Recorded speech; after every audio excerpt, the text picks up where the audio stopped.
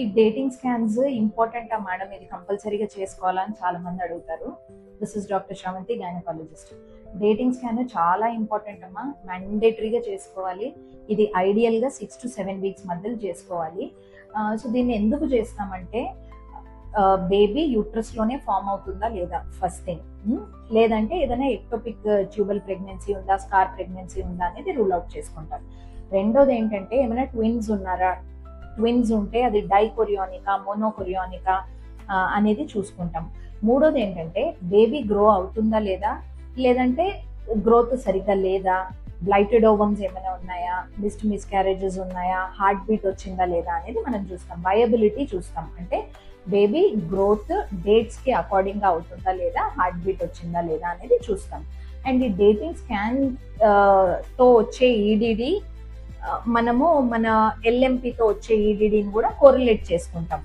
అంటే baby correct గా LMP తగ్గట్టే గ్రో అవుతుందా లేదా అనేది కూడా చూసుకుంటాం. So first scan is very very important, కంపల్సరీగా చేసుకోవాలా. Thank you. డేటింగ్ స్కాన్ ఎలా ఉంటుందంటే, this is the uterus.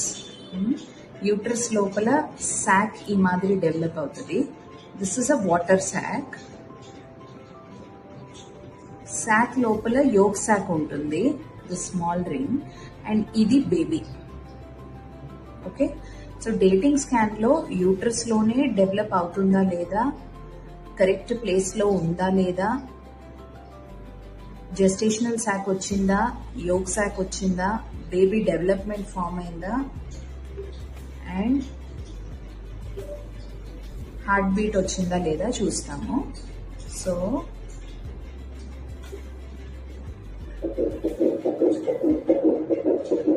this is the heartbeat of the baby.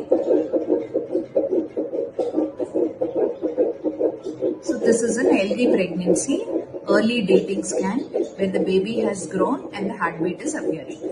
Thank you.